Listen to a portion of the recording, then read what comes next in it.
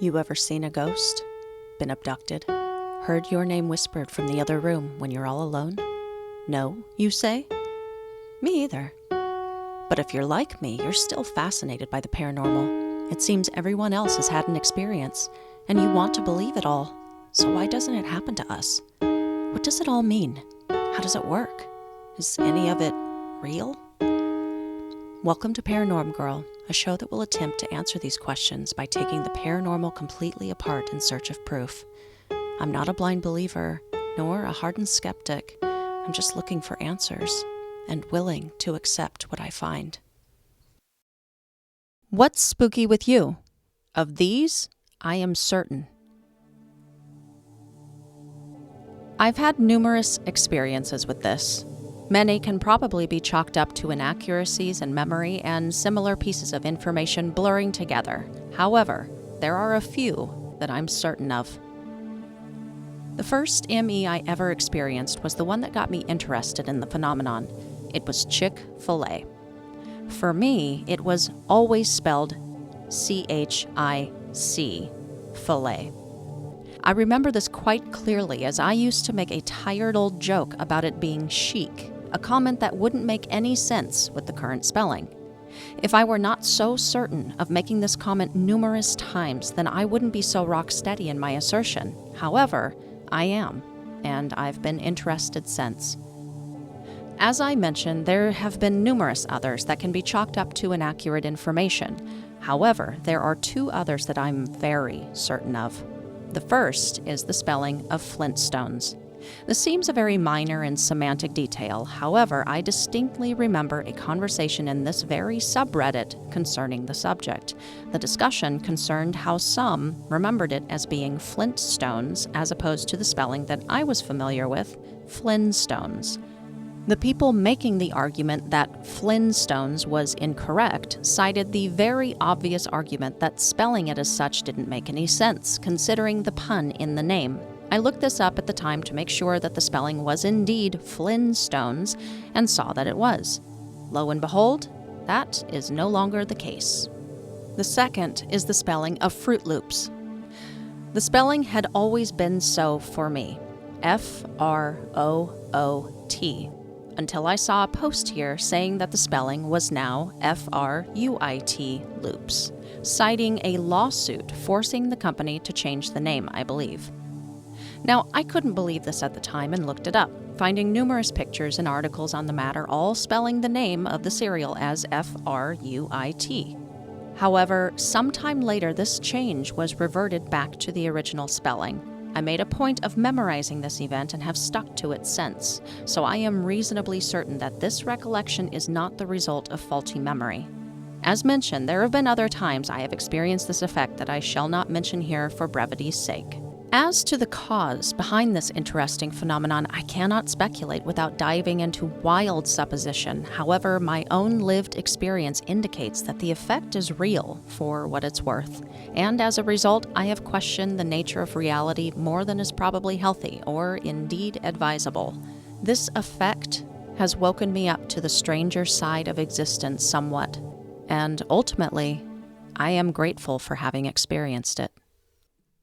Welcome back to Paranorm Girl. I'm your host, Kristen. We're back at it again with another deep dive into some effects. But before we begin the official lesson, I gotta quickly plug in an ME I had not been aware of prior to this season. But we gotta talk about it, yo. It's big. NASA agrees.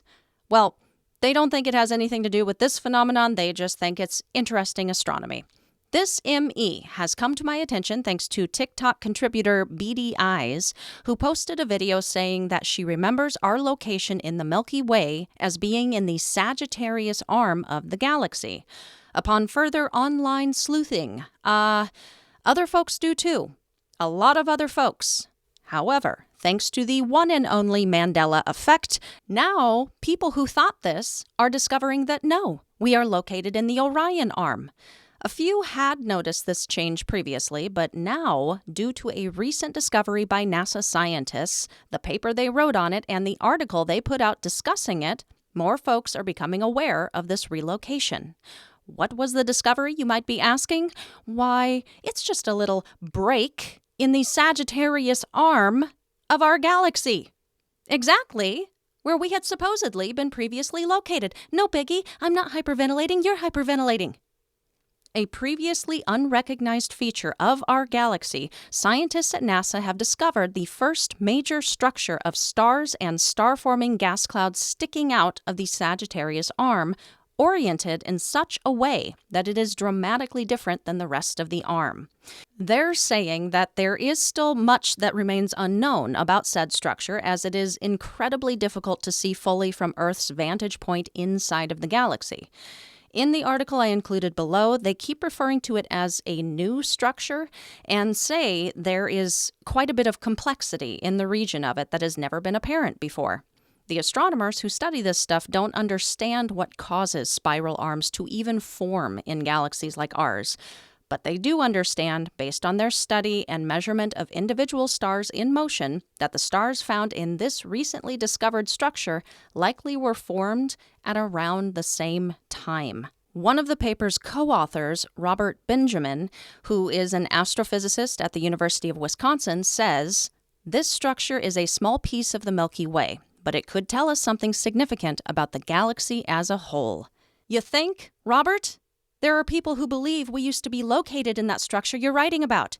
We were there, and now we're over here, because we're not there anymore. Because Mandela! What the hell is happening up there, Robert? Jokes aside, this is Looney Tunes, right? Yes, again, with the Looney Tunes. So you know what? Let's just cover it now and start the show.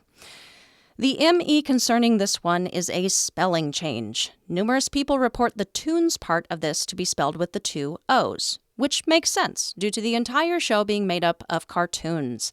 However, tunes is spelled to support the musical aspect of the show, Tunes.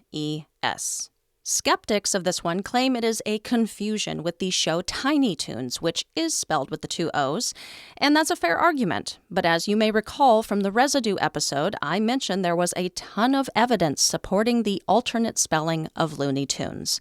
You can check that out at the Flickr collection I talked about.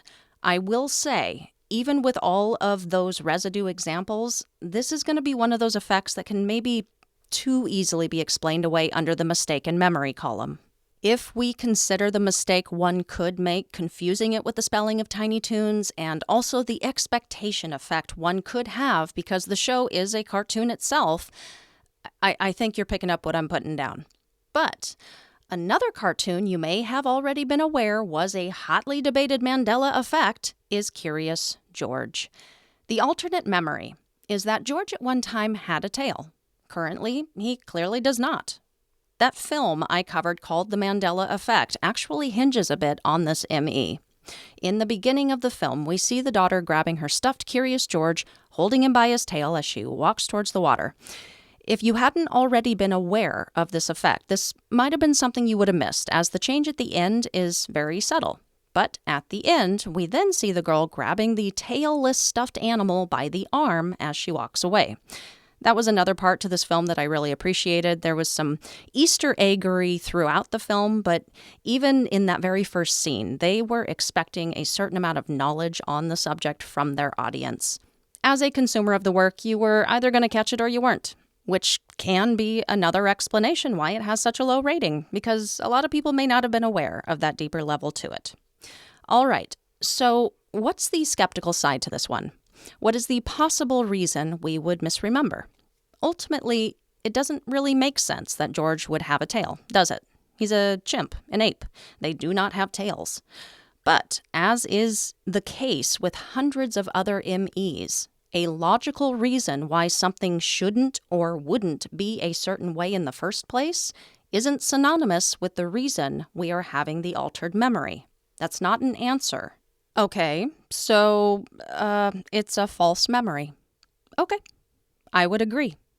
If I were the only person to remember this. But I'm not. Next, we're confabulating. Now that we understand the two main types of confabulation, let's dissect. Let's say, for argument's sake, we select a random group of 1,000 people who believe Curious George had a tail. And let's say right off the bat that 17% of this group have dementia or Alzheimer's or brain damage. Why 17%? Because that is the global average for people with some neurological condition. And this is on the higher side too, as it also includes people who've had strokes or Parkinson's or epilepsy. But let's just say, for argument's sake, we go with the highest percentage possible. So immediately remove 170 people from this group because they have some neurological condition that would cause them to confabulate when provoked with a direct question. Fine. We're still left with 830 people, a vast majority with otherwise healthy brains, who are apparently, out of their ass, spontaneously confabulating this same exact memory. I mean, is this one that we covered at our last meeting, you guys? Mandela Affected Anonymous? Have we all been reading the same ME user manual? I don't mean to poke fun at confabulation as a reasonable cause to some of this, because I believe that it certainly is. Absolutely. But I do mean to poke holes in it, as I'm seriously having a hard time understanding how it can be the overarching reason. It cannot account for all of it. Another possible cause people could point to for this altered memory is something I haven't officially introduced yet, called the misinformation effect. The main and strongest aspect of this effect is presupposition. But when discussing something like Curious George, it's also the weakest aspect, in my opinion. I'll explain. Presupposition is when certain information is already implied. And since it is taken as inherent fact for whatever is being talked about. For example, if I ask you how fast you thought the car was going when it slammed into the guardrail, your presupposition is going to be that it was going really fast, because I implied it was when I said slammed. If you were a witness giving your testimony, this presupposition might alter your memory of said event. Yeah, damn. Maybe the driver was going excessively fast. But what exactly is being implied when I ask you, does Curious George have a tail? I'm not asking, does he have a brown tail? Does Curious George have a short tail? I'm asking point blank a question that has only two possible outcomes that are completely opposite of each other. Yes or no? Does he or doesn't he? Now, can presupposition account for some of these Mandela effects? Yes, of course it can. It all depends on the way the question is asked, on the tone used when asking the question, on the respondent and their eagerness to please or yes and or be included in the group. Can it account for all of it, though? Can all of these combined? It starts feeling to me a little bit like in order to answer the question, why am I remembering this differently in this way? We're all being assigned a reason that most conveniently fits. You get a confabulation. You get a mental disorder. You get a presupposition. You know? I guess we'll continue this discussion, what this all is and isn't, soon enough. I think we've gone off the trail a bit. Can you blame me? I get excited. Okay, let's course correct. This next one's going to be one more for the skeptics, as it's a little too wiggly, I guess. Chartreuse, the color. If you don't already know what I'm about to say, imagine in your mind this shade of color. Have it ready to go. I am sorry to report to you that chartreuse is not some variation of purplish red. It's green, a limeish green, actually. I couldn't think of anything more on opposite ends of the scale than red and green. The reason I say this one is for the skeptics is because out of all of the examples of the Mandela-affected people who remember this one as anything other than green, while they aren't claiming it to be blue or yellow, they are kind of all over the red color spectrum, vacillating between the different shades and combinations of pink, red, maroon, purple. So simply because no one seems to be able to point to a distinct color or color combination on this one, there doesn't really seem to be anything more I can do with this one. It's interesting, but you see what I mean by too wiggly, right? Okay. For the final section on this episode, I'm either about to really disappoint the lot of you or make a bunch of you very happy, because it means that we will be wrapping up this subject and moving on to another in just a few short episodes. I'm going to quickly run through a list of the remaining Mandela effects that I wanted to talk about this season, thus wrapping up our deep dive into the effects themselves. If I end up leaving anything off that you really thought should have been talked about in depth, please reach out and let me know. I can try to get them in somewhere before the season finale, but in short, I think you guys get the point by now. It was my full intention at the beginning of this season to do these deep dives into the effects themselves while also showcasing the different aspects of the Mandela effects, such as residue and the theories, and very shortly, the flip-flop phenomenon. And the entirety of all of these aspects, I don't think, is something that people really take a whole worldview perspective on when considering ME. But the displaying of the effects themselves, I wanted to show that, one, these exist. I think at this point it's undeniable to anyone that the Mandela effect as a phenomenon is happening and is currently alive and well. Two, I wanted a good representation of just how many there are. It should be taken into our consideration of this phenomenon, the fact that we are not just talking about a handful of instances here. The sheer number of these effects is incredible. The skeptic in me does start questioning whether the growing list is getting bigger by the day because people are now looking for more of them simply because they become aware of it. They are desperately trying to prove their own bias, that the Mandela effect is real by adding to the discrepancy catalog. But then again, this massive list and counting as a standalone piece of this whole thing is incredibly impressive. If we're looking at the big picture here, it should make anyone, skeptic or not, hesitate to claim there is nothing to see here. And 3, I wanted to give good examples of the very common, widespread aspect of this to show just how many people all over could be affected by ME and just how easy it can be for anybody to be affected. And the reason I felt it was important to do all of these things was to introduce reasonable doubt. If you have really been following along and listening with an open mind, setting your own logic-based bias aside, taken all of these effects and the residue and the theories truly under consideration, if you are able to quiet your gut reaction, ask yourself honestly, do you have reasonable doubt right now, at this moment? I know I do. It's not quite as big for me as I thought it might be by this point, but it is there. I do have reasonable doubt that this is something that can entirely be explained via a logical reason. And if the doubt isn't there for you, that's all right. I said at the beginning of the season I would get at least one hell nah from my complete skeptics listening. Maybe that was a too big for my britches moment if you still aren't seeing what I and so many others are seeing. But you know what? It's okay.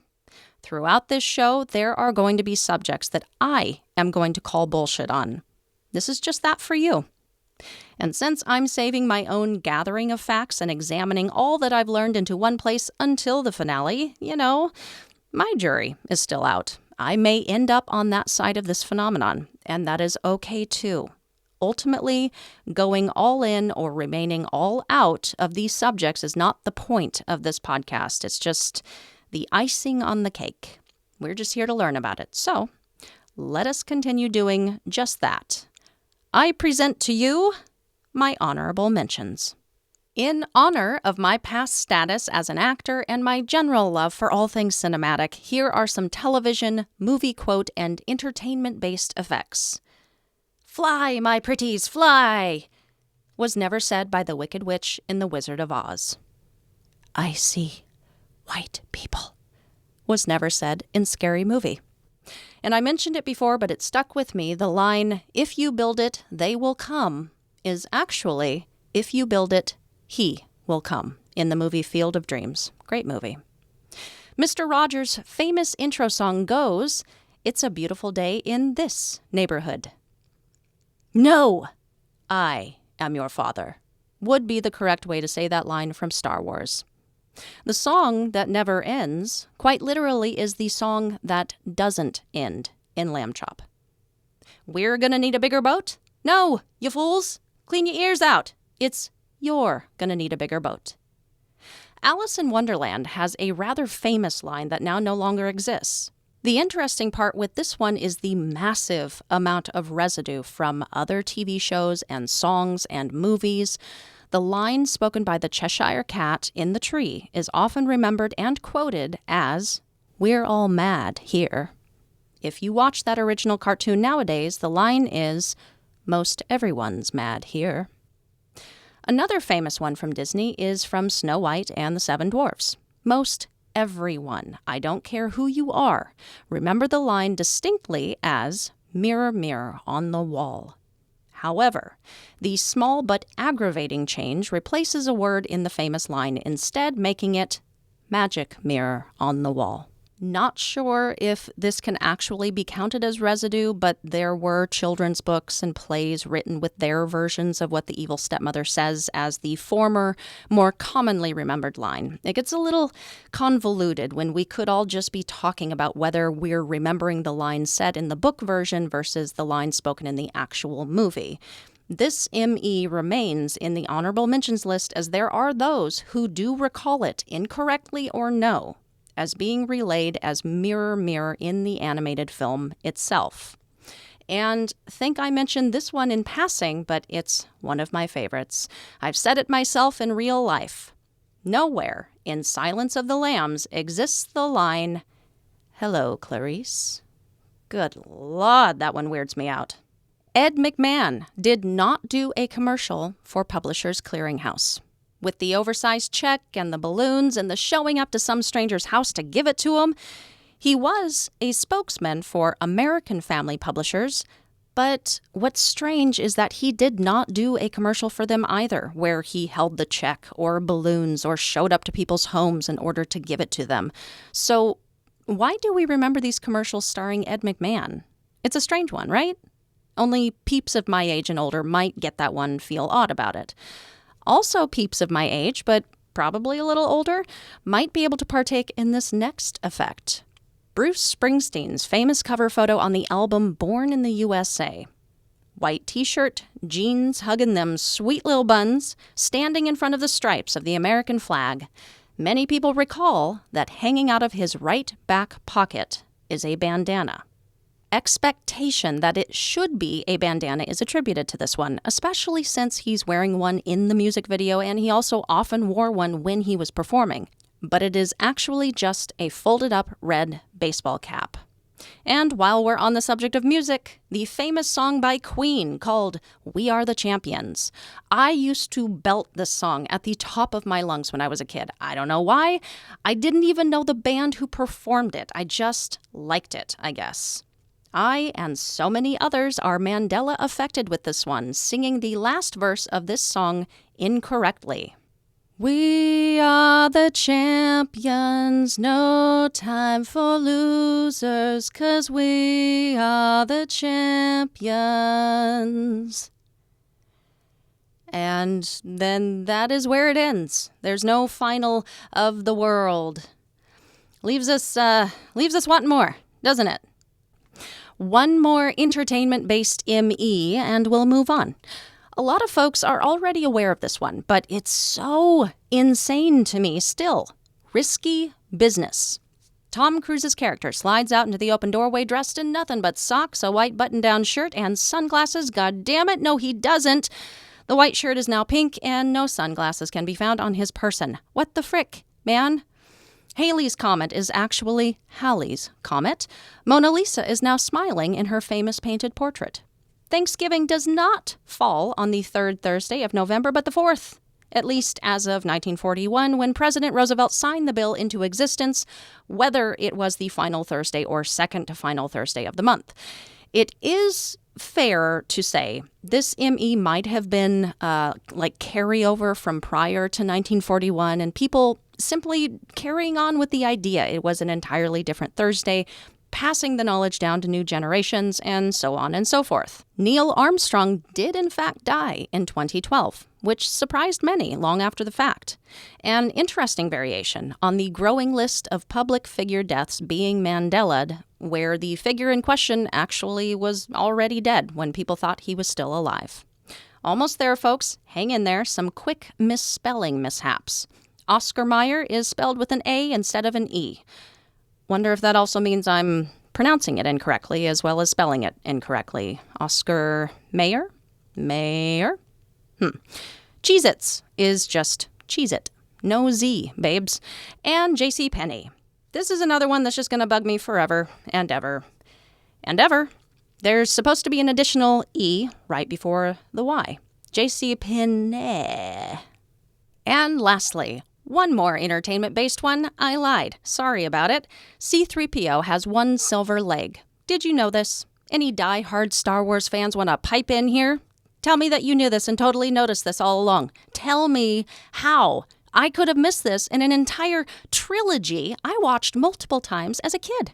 I wanted to be a Jedi. I wanted to clean my room using only my mind. Star Wars wasn't just any old movie to me. It was a training video. And that concludes my honorable mentions and the deeper dive into this side of this phenomenon. In total this season, we've covered 50 effects thus far. And would you believe it? We have only but scratched the surface. Really looking forward to the next couple episodes. We are growing ever so close to the season 2 finale. We have only just a few more things to cover to wrap things up before the ultimate conclusion. And I remember feeling this sense of celebration at the end of season 1. That finale was a really fun episode for me. It was like dumping a box of pieces onto a table and settling in to start putting the puzzle together. And I'm feeling that sense of celebration now. In light of this celebratory energy, in light of the recent sudden jump in followers over on the Instagram, in light of the surge in listens on the platforms, I'd like to hand the mic over to you. The approaching final episode means that we will be moving on to an entirely different subject for season 3. I've got a couple topics on the table as possibilities, but I'm actually quite curious. If you, dear listeners, could learn about any paranormal topic next, what would it be? Send your suggestions over to paranormgirlpod@gmail.com. Remember to show your support by rating and reviewing on whichever platform you're listening. I feel most people think it's just a given that their regular show they tune into might always be around, will always be there to post the new episode the next week, but it really does take support from listeners to carry on and feel like we're not all just screaming into the void. And you might think it doesn't make any difference, your one rating or review, but it really means the world to me. And it helps others who might be searching for a good show to sink their ears into to find this show. There's a lot of content out there these days and very hard to not feel overwhelmed with the options. I know, I feel it too. So help others out to more easily separate the wheat from the chaff. That is a wrap for today. Here's your final note. The misinformation effect and confabulation and false memory and mass misremembering. These are good explanations. They really are. Logical, to the point. I really do like and appreciate that. But I ask you again, are any of these, or even all of these combined, enough to convince you that the Mandela Effect really is entirely in our own head? Because of the reasonable doubt I have awoken in myself, I'm not sold on that just yet. The number of effects, people's personal stories they have sent in to me, the effects that I simply cannot explain to myself. These are aspects that all contribute to my continued look at this topic. If you are on the fence, as I am, we might be swayed to one side or the other if we see that nail in the coffin that we're looking for. And that may occur sooner than you think when we spend some time learning the very non-paranormal side to this phenomenon. That's right, one for my skeptics out there. And you know, I'm curious how I will feel about all of this after that episode. Because there are more logical reasons to this phenomenon that we haven't discussed yet. But we owe it to ourselves to learn all of the logical explanations. And no matter which side you land on, ultimately, we just want an answer, don't we? This is a hard subject to think about for any length of time. Hurts your brain, stretching with all the possibilities. Hurts your ego a little bit to question whether you might be wrong, and have been wrong the entire time. What does your instinct tell you? This is a massive topic. Which parts do you think you've gotten it wrong? Any of it? Any?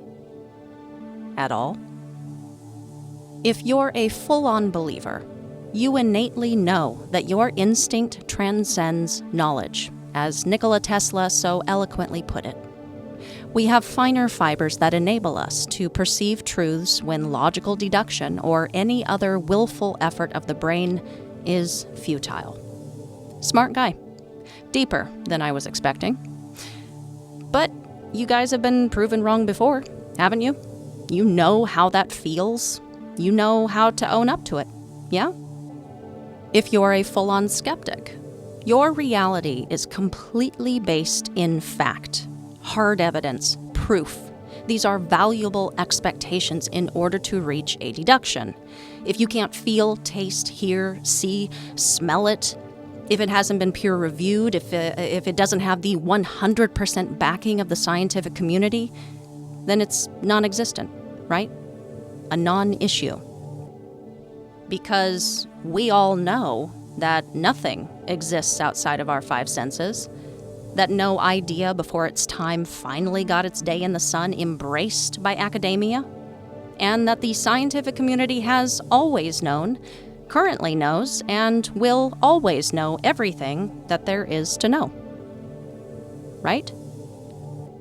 Or if you're like me, the best of both worlds. I love hard evidence. Love it. Facts? Ooh, tell me more. I adore science. I actually do. It's incredible. But goddamn it, if I know somehow, beyond my own damn capability to know, that I do not know everything. There's not going to be proof with this one. Spoiler alert. If there was, this no longer would be a paranormal phenomenon. I wouldn't be covering it. There aren't any scientists waiting in the wings to back me up here. The only variables really to look at this one and know what you think and how you truly feel about it is going to be personal experience. And if you have had personal experience with ME, were you able to explain it to yourself? And if you were able to explain it, are you able to explain how thousands of others have your same memory? And if you're able to explain that, then why do you still have doubt? Stay safe, keep the nightlight on, and sleep with one eye open.